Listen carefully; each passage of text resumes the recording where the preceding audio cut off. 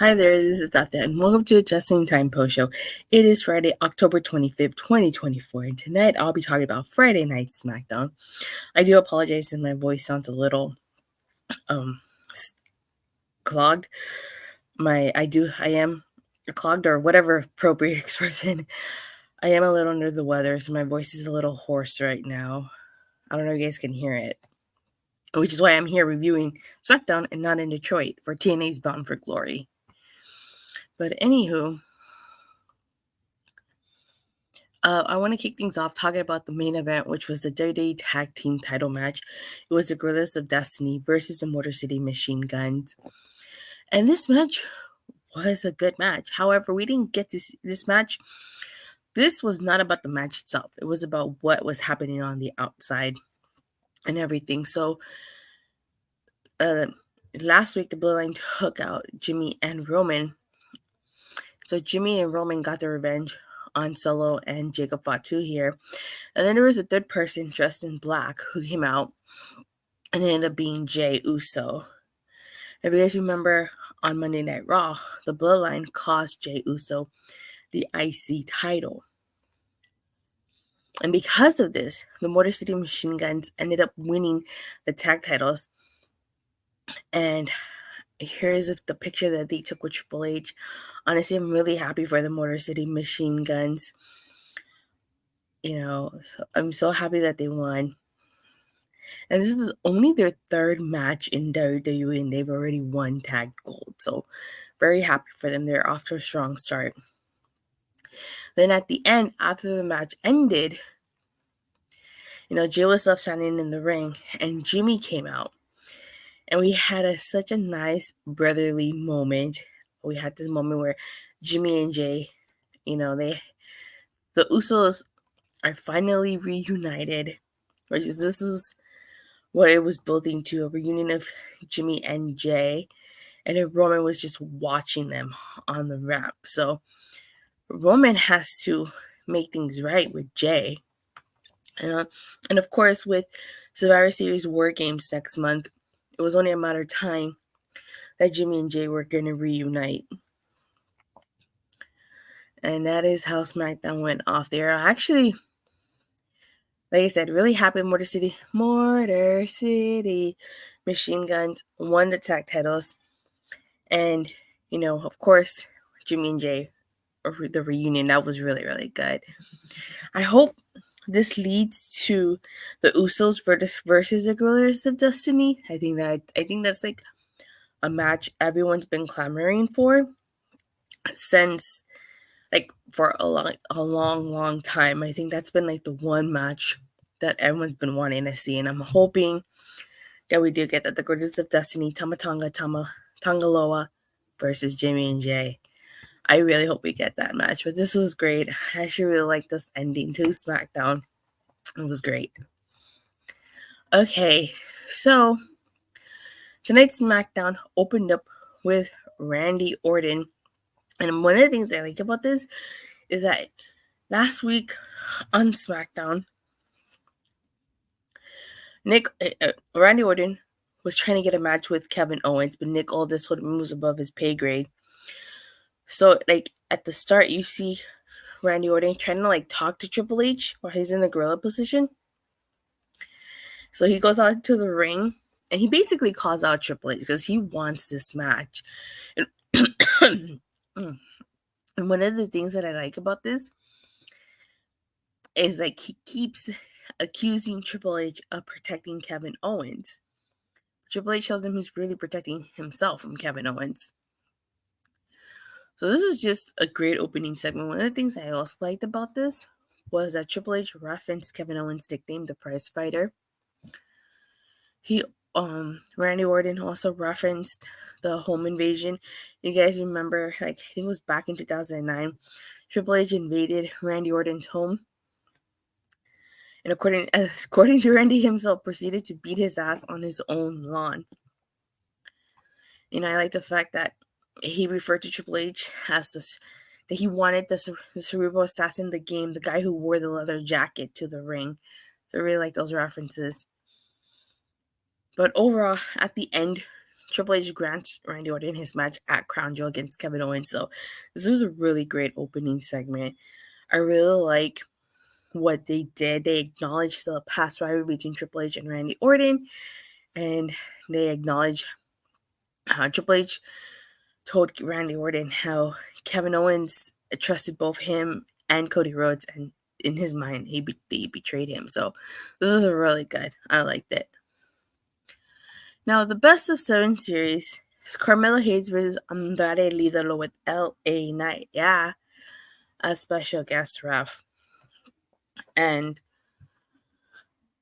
this started off being a good match. I'm kind of disappointed we didn't get a clean finish because LA Knight, got involved in this, but it makes sense considering the direction that they were going for. So we're getting a triple threat match at Crown Jewel because we didn't get a clear winner here. And LA Knight, got involved in this. So I actually really like the idea of a triple threat match. But now the question is, does LA Knight, retain the US title? Because a triple threat match would be a really great way for him to lose the US title without getting pinned. We get a Tiffany Stratton segment, and she's trying to convince Nia Jax to let her take on Naomi. But Nia Jax tells Tiffany that she got Candice LeRae to do that because you guys remember last week Candice LeRae pinned Bayley, which is not something Tiffany Stratton has been able to do. So that's what Nia Jax said. So again, Tiffany's storyline is leading to her cashing in on Nia Jax. That's what this is leading to. So then Naomi versus Candice LeRae. This was an okay match.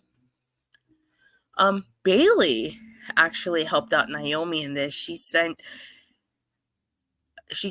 attacked Indy Hartwell after Indy sent Naomi to the ring post.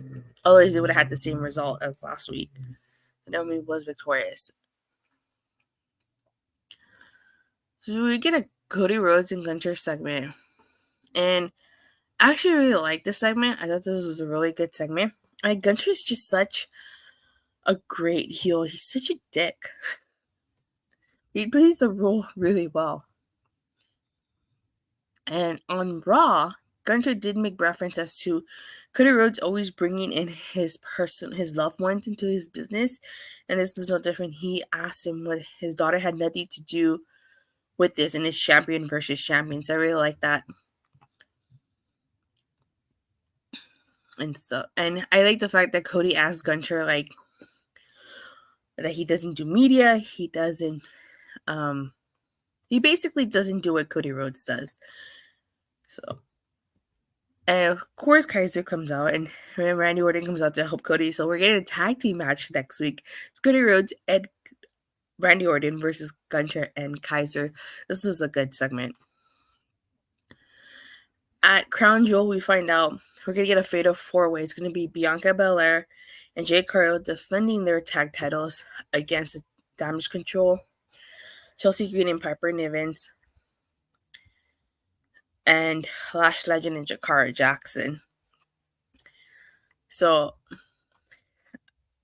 I thought we were going to get a triple threat between the tag champion Damage Control and Lash Legend and Jakara Jackson. But hey, I'm really happy Chelsea Green and Piper Nivens are in that mix too. So I can't wait. And then we get a dirty tag team title number 1 contender matches, DIY versus Motor City Machine Guns. This was a match I was looking forward to the most since it was confirmed last week. This was a great match.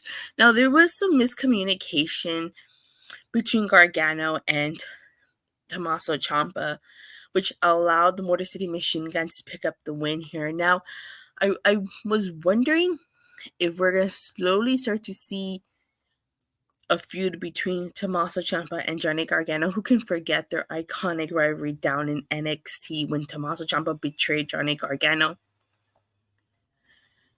So at the end of this, the blind comes out, and they basically introduce themselves to the Motor Machine Guns. And long story short, this is what leads into the main event, which I already talked about. So I'm just gonna stop there. But anywho, they were in Brooklyn tonight, and I really like the fact that commentary made note of NXT TakeOver Brooklyn. They mentioned Bayley's match with Sasha Banks, and they even mentioned DIY here. So I really like that they acknowledge the TakeOver history.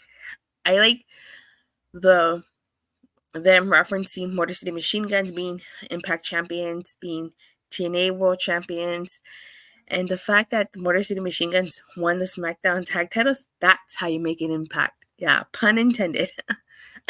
Pun intended. All right.